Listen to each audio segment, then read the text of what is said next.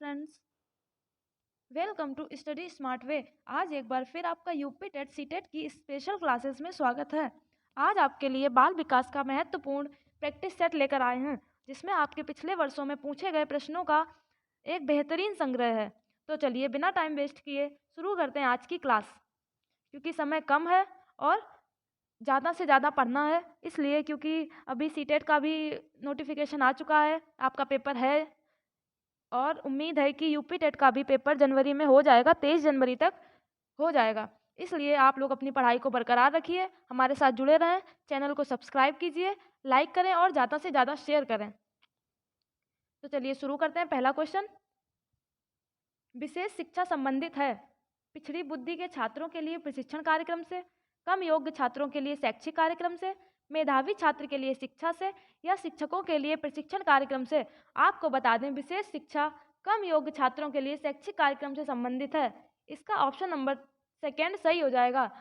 ये जो इसमें वो छात्र होते हैं जो बौद्धिक क्षमता जिनकी कम होती है, इनको ज़्यादा सहायता देकर सामान्य बच्चों की तरह सिखाया जा सकता है, इसलिए ये विशेष शिक्षा कम योग्य छात्रों के लिए संबंधित है। चलिए अगले प्रश्न पर बढ़ते हैं। कई बार एग्जाम में पूछा जा चुका है ये प्रश्न। शिक्षा का अधिकार अधिनियम 2009 में एक अध्यापक के लिए न्यूनतम कार्य घंटे प्रति सप्ताह निर्धारित किए गए हैं।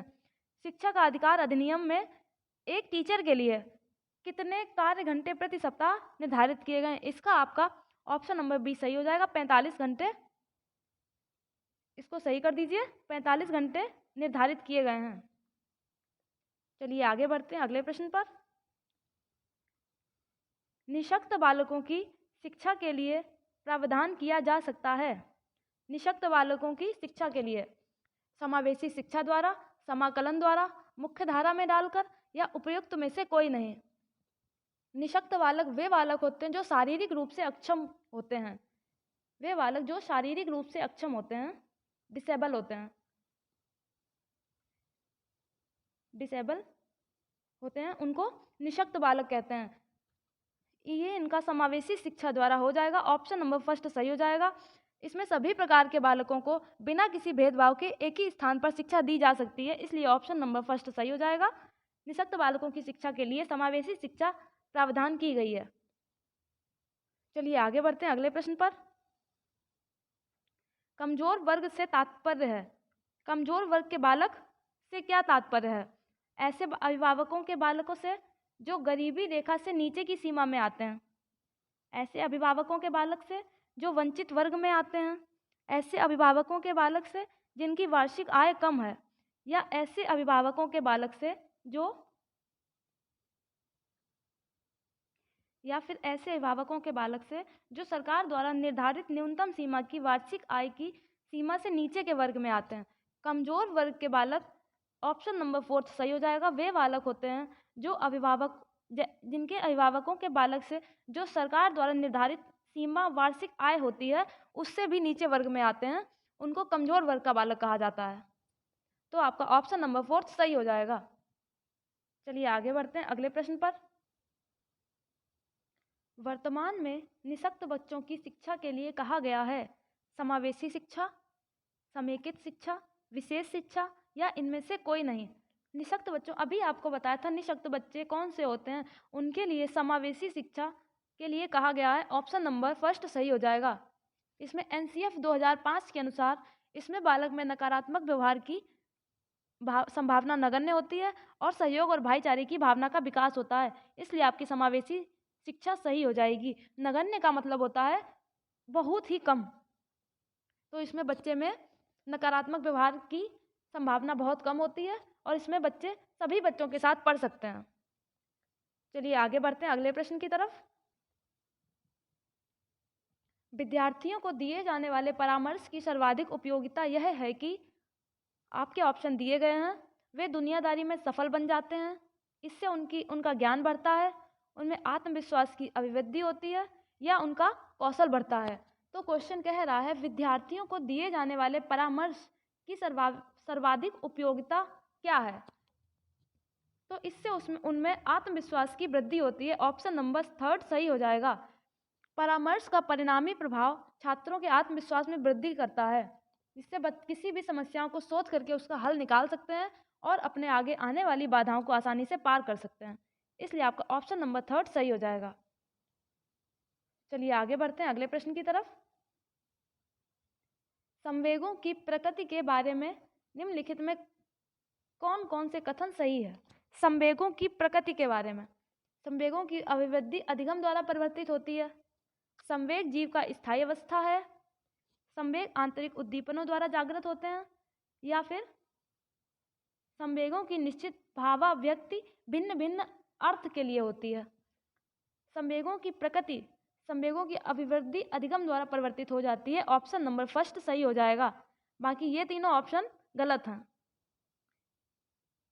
आप लोग समझ गए होंगे, संवेगों की अभिवृद्धि अधिगम द्वारा परिवर्तित हो जाती है, इसका ऑप्शन फर्स्ट सही हो जाएगा। चलिए आगे बढ़ते हैं अगले प्रश्न पर। संवेदना ज्ञान की पहली सीढ़ी है। संवेदना ज्ञान की पहली सीढ़ी है, यह कथन है, किससे संबंधित है यह कथन? मानसिक विकास से, शारीरिक विकास का, ध्यान के विकास का, या भाषा विकास का? संवेदना ज्ञान की पहली पीढ़ी है, यह है कथन मानसिक विकास का। ऑप्शन नंबर फर्स्ट सही हो जाएगा। संवेदना का संबंध मानसिक विकास से होता है, इसलिए इसका ऑप्शन फर्स्ट सही हो जाएगा। जेम्स ने कहा था संवेदनाएं ज्ञान के मार्ग में पहली वस्तुएं हैं। याद रखिएगा, कहीं नोट कर लीजिएगा कि जेम्स ने कहा था संवेदनाएं ज्ञान के मार्ग में पहली वस्तुएं हैं। इसी तरह क्वेश्चन कह रहा है संवेदना ज्ञान की पहली सीढ़ी है, यह कथन मानसिक विकास का। ऑप्शन नंबर फर्स्ट सही हो जाएगा। चलिए आगे बढ़ते हैं अगले प्रश्न पर। जो लोग भी यूपी टेट सी टेट की तैयारी कर रहे हैं, सुपर टेट की तैयारी कर रहे हैं, वो चैनल को जरूर देखें, लाइक करें, सब्सक्राइब करें और ज़्यादा से ज़्यादा शेयर करें। चलिए अगले प्रश्न पर बढ़ते हैं। निम्न में से कौन सा सीखने के लिए सही स्तर है? ये स्तर दिए गए हैं, इनमें से इनको सही तरह से लगाना है, तो कौन सा ऐसा स्तर है जो सही से लगा हुआ है? चलिए देखते हैं। तथ्य, ज्ञान प्राप्त करना, सूचना, बोध या प्रज्ञान? तथ्य, सूचना, बोध, ज्ञान प्राप्त करना और प्रज्ञान। तथ्य, सूचना, ज्ञान प्राप्त करना, बोध, प्रज्ञान, या तथ्य, बोध, सूचना, ज्ञान प्राप्त करना और लास्ट में प्रज्ञान? तो इसका आपका ऑप्शन नंबर 3 सही हो जाएगा। तथ्य, सूचना, ज्ञान प्राप्त करना, फिर बोध और लास्ट में प्रज्ञान। आपको बता दें, बेंजामिन ब्लूम ने शिक्षण उद्देश्यों का वर्गीकरण किया। संज्ञानात्मक और कौशल विकास के इन्होंने 6 स्तर बताए। आपको बता देते हैं 6 स्तर कौन कौन से बताए हैं। तो आपको बता देते हैं, बेंजामिन ब्लूम ने शिक्षण उद्देश्यों का वर्गीकरण संज्ञानात्मक और कौशलात्मक विकास के इन्होंने 6 स्तर बताए हैं। इसमें 6 स्तर ये दिए गए हैं: ज्ञान, समझ, उपयोग, विश्लेषण, संश्लेषण और मूल्यांकन। ये 6 स्तर इनके याद कर लीजिएगा, एग्जाम में पूछ लिए जाते हैं। कोई भी 3 स्तर इनके दे सकते हैं और एक कोई अलग स्तर देकर आपसे पूछ लिया जाता है कि प्रोफेसर बेंजामिन ब्लूम के द्वारा इनमें से कौन सा सीखने का स्तर नहीं है। इसलिए इनको याद कर लीजिएगा या नोट कर लीजिएगा।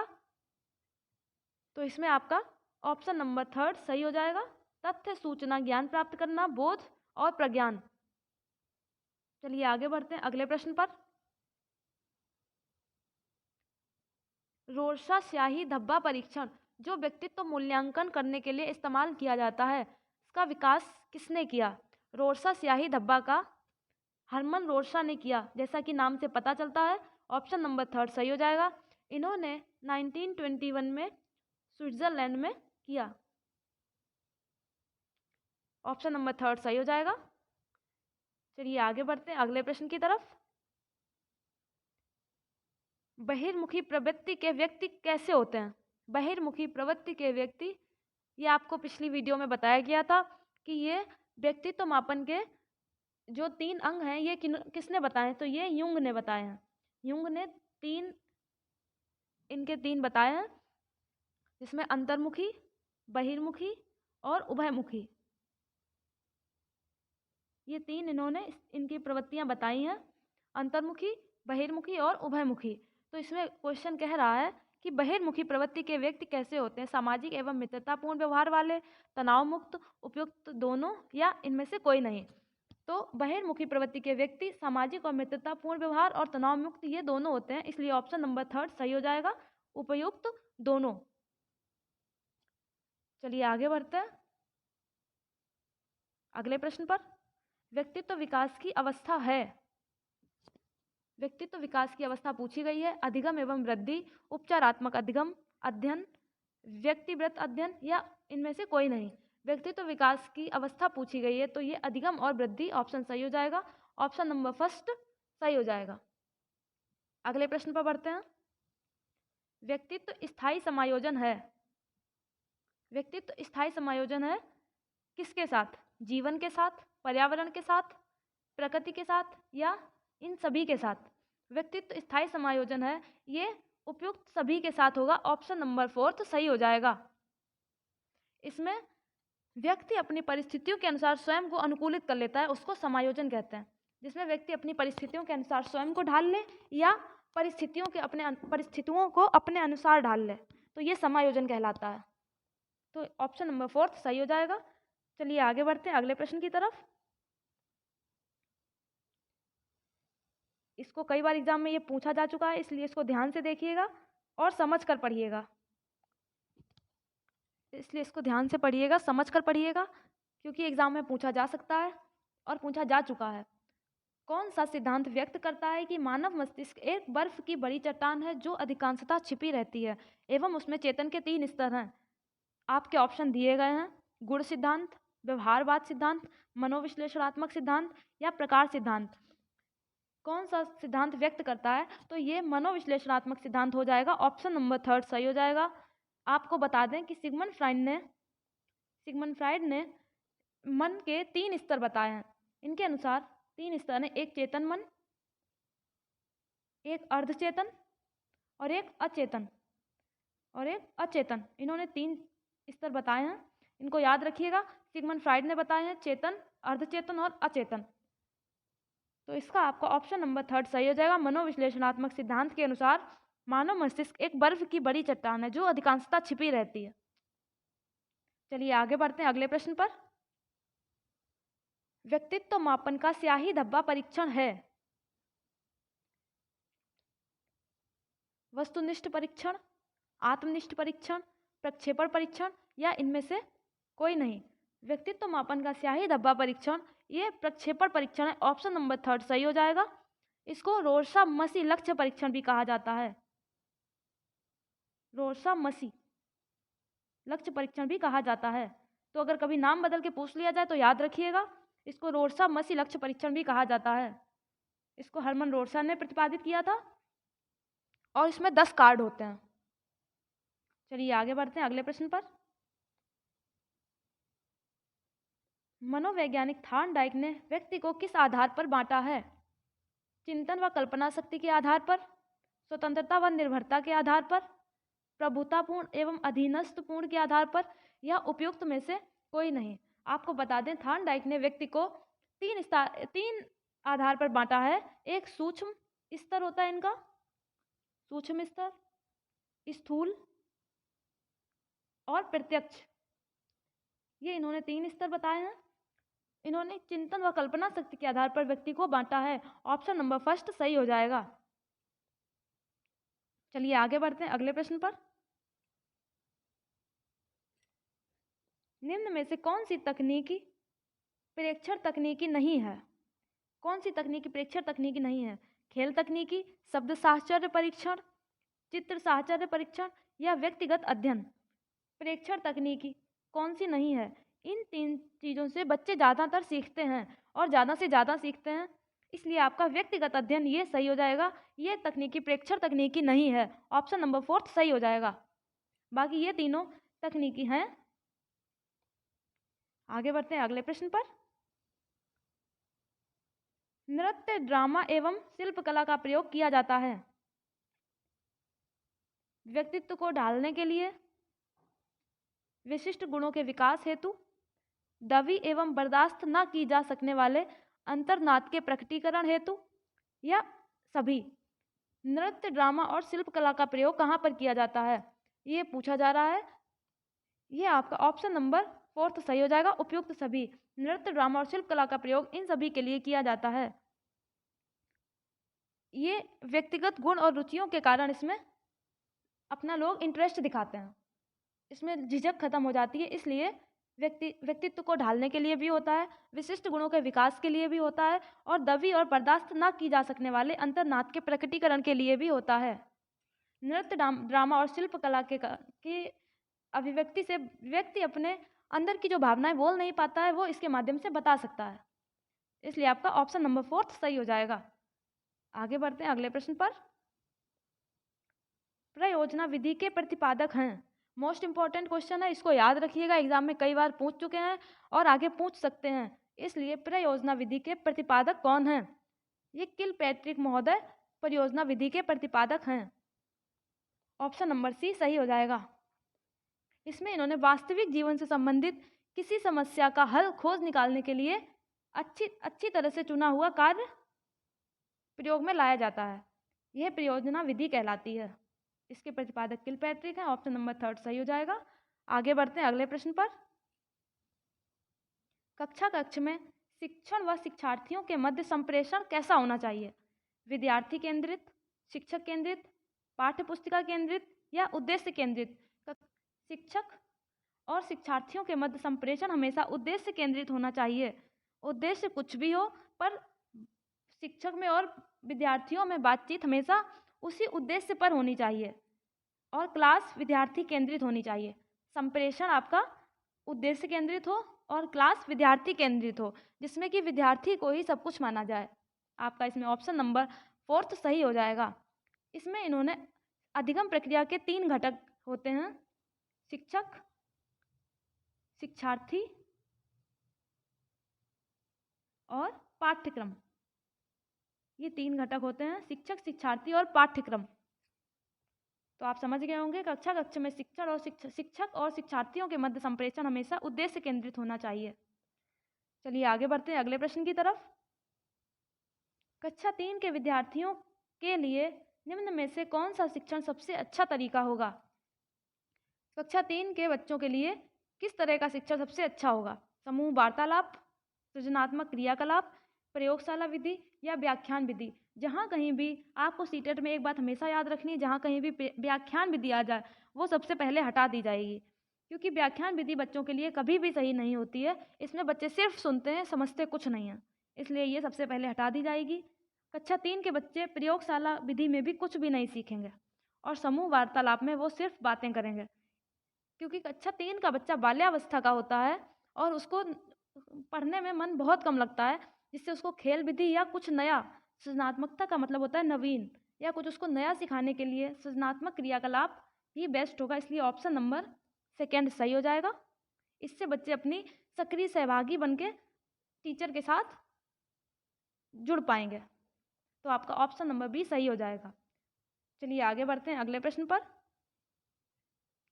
प्रोजेक्ट शिक्षण विधि किससे संबंधित है? मैकडूगल, जॉन डीवी, फ्रॉबेल या आर्मस्ट्रॉन्ग? प्रोजेक्ट शिक्षण विधि जॉन डीवी से संबंधित है। ऑप्शन नंबर बी सही हो जाएगा।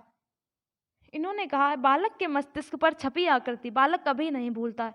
जब बच्चा छोटा होता है तो उसके दिमाग में कोई भी चीज अच्छे से बैठ जाती है और फिर वो कभी भी उसको नहीं भूलता है। यह सबसे उपयुक्त शिक्षण विधि है।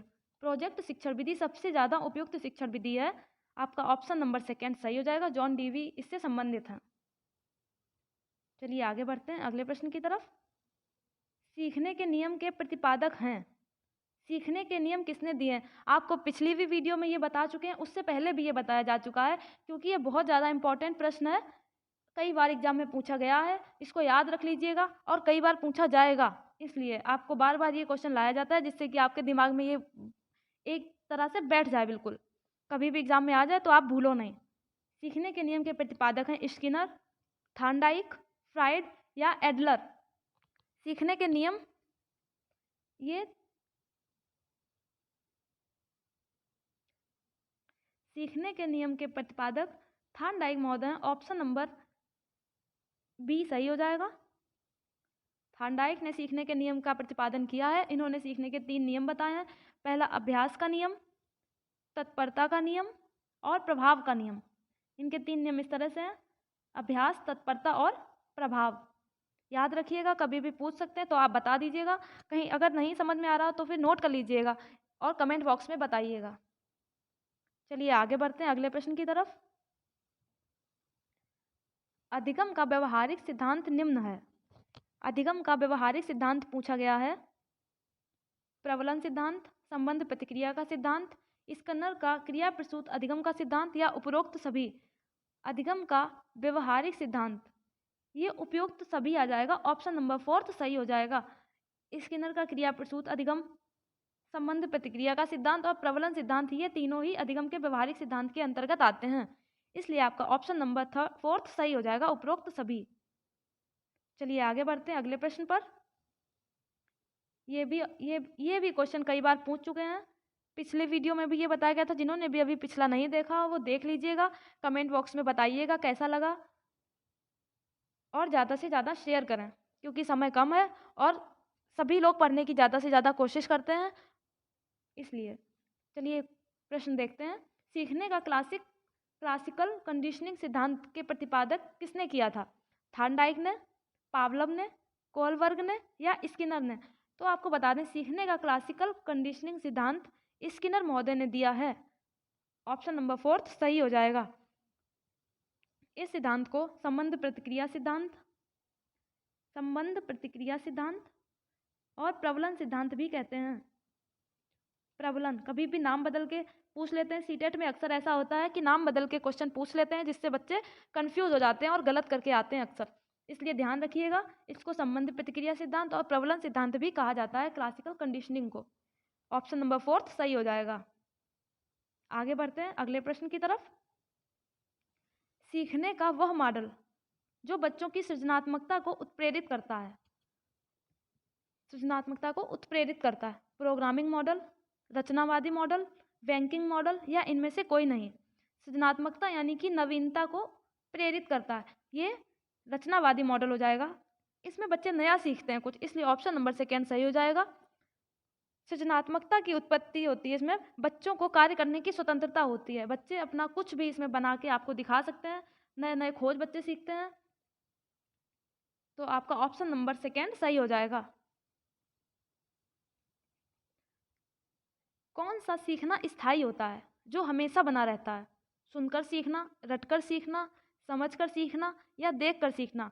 आपको बता दें, समझकर सीखना हमेशा स्थायी होता है। इसीलिए कहा जाता है कि इस चीज़ को पहले समझो, उसके बाद उसको पढ़ो। इसलिए समझकर सीखा हुआ कभी भूला नहीं जाता है।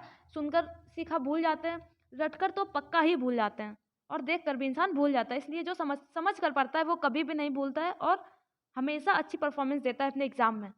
इसलिए आपका ऑप्शन नंबर 3 सही हो जाएगा। जहाँ कहीं भी समझ में नहीं आता हो, आप लोगों को कमेंट बॉक्स में बता दीजिएगा, हम दोबारा से बता देंगे। चलिए आगे बढ़ते हैं अगले प्रश्न पर। कौशल को सीखने में पहली अवस्था कौन सी है? समन्वयन, यथार्थता, चालाकी या अनुकरण? कौशल को सीखने की पहली अवस्था अनुकरण कहलाती है, यानी कि नकल। छोटे बच्चे हमेशा अपने बड़ों को देख कर ही आगे का सीखते हैं। जैसे जैसे बड़ा करते हैं उसी तरह से वो उनकी नकल करके उन्हीं की तरह करता है, इसलिए ऑप्शन नंबर 4 सही हो जाएगा। चलिए आगे बढ़ते हैं। संकेत अधिगम के अंतर्गत निम्नलिखित सीखा जाता है। वातावरण, पारंपरिक अनुकूलन, मनोविज्ञान या मनोदैहिक? संकेत अधिगम के अंतर्गत पारंपरिक अनुकूलन सीखा जाता है। ऑप्शन नंबर 2 सही हो जाएगा। इसको उद्दीपक अनुक्रिया अधिगम भी कहते हैं। उद्दीपक अनुक्रिया अधिगम भी कहा जाता है, या एसआर लर्निंग। इसको याद रखिएगा। अभी आपको बताया कि अक्सर सीटेट क्वेश्चन को घुमा के पूछ लेता है। जो क्वेश्चन आ रहा होता है उसको ऐसा घुमा देता है कि बच्चे कंफ्यूज हो जाते हैं और गलत करके चले आते हैं, इसलिए इसका याद रखिएगा। इनके कई नाम होते हैं, उन सभी नामों को याद कर लीजिएगा और ऑप्शन नंबर बी आपका इसका सही हो जाएगा। आगे बढ़ते हैं अगले प्रश्न की तरफ। किस मनोवैज्ञानिक के अनुसार सीखने का मतलब ज्ञान निर्माण करना है? थार्नडाइक, पियाजे, स्किनर या वाइगोत्स्की? किस मनोवैज्ञानिक के अनुसार सीखने का मतलब ज्ञान का निर्माण है? ये पियाजे महोदय के अनुसार सीखने का तात्पर्य होता है ज्ञान का निर्माण करना। जितना ज़्यादा सीखा जाएगा उतना ही ज़्यादा ज्ञान का निर्माण होगा, तो ये पियाजे महोदय सही हो जाएगा। आपका ऑप्शन नंबर बी सही हो जाएगा। आज के प्रश्नों की श्रृंखला यहीं समाप्त होती है। जिसने भी अच्छे से इनको समझ लिया, देख लिया, पढ़ लिया, उनके कम से कम नहीं तो 25 नंबर तो कन्फर्म ही हैं। इसलिए अच्छे से समझिए, पढ़िए और फिर पेपर दीजिए। आज के लिए इतना ही। Thank you. जय हिंद, जय भारत।